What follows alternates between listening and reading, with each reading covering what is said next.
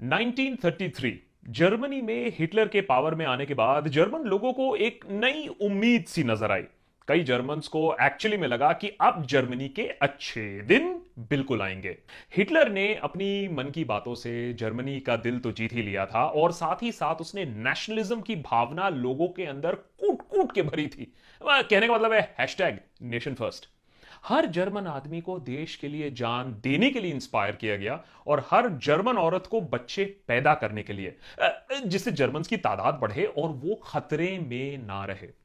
उस समय कई ऐसे बुद्धिजीवी थे जो हिटलर की आइडिया से सहमति नहीं रखते थे, लेकिन हिटलर के कई भक्त जर्मनी में हिटलर द्वारा लाए गए विकास के बारे में बात करते और इन बुद्धिजीवियों को चुप करा देते।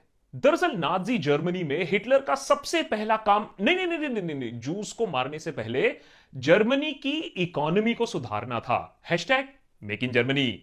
और यह काफी हद तक सक्सेसफुल भी हुआ था, लेकिन जल्द ही भक्तों को भी यह बात समझ में आ गई कि यह नेशनलिज्म, यह विकास के पीछे असली मकसद क्या था। और वो मकसद जब सामने आया तो उसके बारे में आप वर्ल्ड वॉर टू के बारे में पढ़ते हो अपने स्कूल की किताबों में।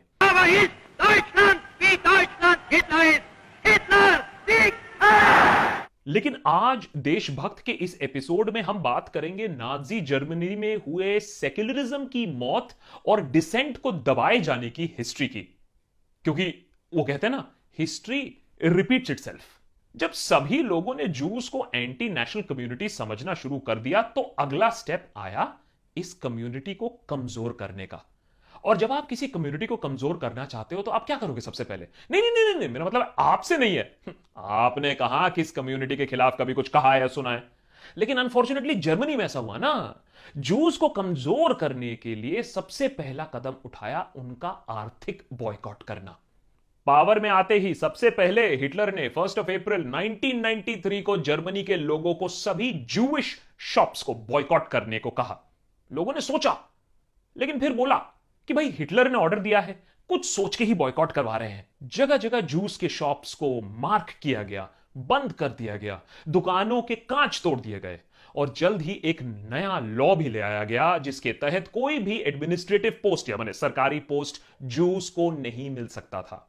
जर्मनी में एंटी सेमिटिज्म मतलब एक तरीके का जूइश फोबिया चरम सीमा तक पहुंचने लगा। इस बीच 1936 में जर्मनी में समर ओलंपिक्स होने थे। इन समर ओलंपिक्स में आए दूसरे देशों के लोगों के सामने एक शो पेश किया गया। जर्मनी में सब चंगा सी, सभी एंटी जू पोस्टर्स हटा दिए गए। बेसिकली एक वर्चुअल दीवार खड़ी कर दी गई रातों रात, जिससे दूसरे देशों के लीडर्स को ना जर्मनी के जूस की तकलीफ ना उनका परसिक्यूशन नजर आए। इसको कहते हैं हिटलर का मास्टर स्ट्रोक। अब देखिए, सिटीजनशिप को लेकर नाजीज की क्रोनोलॉजी बिल्कुल सिंपल थी। जूस के खिलाफ नफरत घोलने के बाद, उनको इकोनॉमिकली कमजोर करने के बाद, नाजीज ने उन्हें सेकंड क्लास सिटीजन बनाने के लिए लॉज पास करने शुरू किए। जूस का परसिक्यूशन होना तो शुरू हो ही गया था। अब जर्मनी को आर्यन राष्ट्र बनाते हुए उन्होंने कुछ लीगल कदम उठाए, जूस को सेकंड क्लास सिटीजन बना दिए। सबसे पहले न्यूरमबर्ग में नाजी पार्टी ने अपनी चाणक्य नीति लगाते हुए लीगली जूस का स्टेटस जर्मन जूस से बदलकर जूस इन जर्मनी कर दिया। वैसे जूस का परसिक्यूशन तो काफी सालों से चल रहा था, लेकिन अब जूइश इमिग्रेंट्स को जर्मन सिटीजनशिप भी नहीं मिलने वाली थी। यह लॉ जर्मनी को आर्यन राष्ट्र बनाने के लिए बहुत अहम कदम था। नाजी जर्मनी के इनफेमस कॉन्सेंट्रेशन कैंप्स के बारे में आज तो पूरे दुनिया को पता है, लेकिन शुरुआत में ये कैंप्स डिटेंशन सेंटर की तरह काम करते थे और जर्मनी ने पूरे दुनिया को इन कैंप्स के बारे में कुछ नहीं बताया था, छुपा के रखा था। जनवरी 1933 में हिटलर पावर में आया और मार्च 1933 में जर्मनी का पहला कॉन्सेंट्रेशन कैंप बनना भी शुरू हो गया था। भाई, जहां तक बात नए बिल्डिंग के निर्माण की हो तो हिटलर वहां कोई देरी नहीं करते थे। इनिशियली ये कैंप्स जूस को नहीं बल्कि पॉलिटिकल डिसिडेंट्स मतलब नाजी पार्टी जैसे राष्ट्रवाद पार्टी के खिलाफ आवाज उठाने वालों को डिटेन करने के लिए बनाया गया था। धीरे धीरे इन कैंप्स में क्रिमिनल्स को भी डिटेन करने लगे। नवंबर 1938 में हजारों जूस को इन कॉन्सेंट्रेशन कैंप में भेजा गया और उन्हें छोड़ते समय उनको बोला गया गो टू। शायद जर्मन्स को लगा था कि जूस के लिए कई देश हैं जाने के लिए दुनिया में, लेकिन ऐसा हुआ नहीं। इवन यूनाइटेड किंगडम ने 10,000 जूइश बच्चों को तो अपने देश में जगह दी, लेकिन अडल्ट्स को नहीं दिया।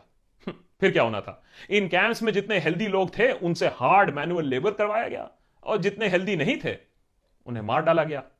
नाजी जर्मनी में अपना प्रोपेगेंडा फैलाने के लिए मीडिया का बेहतरीन तरीके से इस्तेमाल किया गया था। हिटलर मीडिया की पावर को बहुत अच्छी तरीके से समझते थे और नई टेक्नोलॉजी का यूज भी भरपूर तरीके से करते थे। खासकर इस बात पर भी ध्यान दिया गया कि रेडियो और न्यूज़पेपर्स में सिर्फ नाजी आइडियोलॉजी दिखे। हिटलर की रॉ विजडम, उनकी बहादुरी के किस्से, मीडिया में दिन भर यही हाईलाइट होता था कि कैसे हिटलर दिन रात जर्मनी को आगे बढ़ाने का काम कर रहे हैं। Whether you agree with his doctrines or not, it must be admitted that the leadership of Hitler has united the German people for the first time since the war.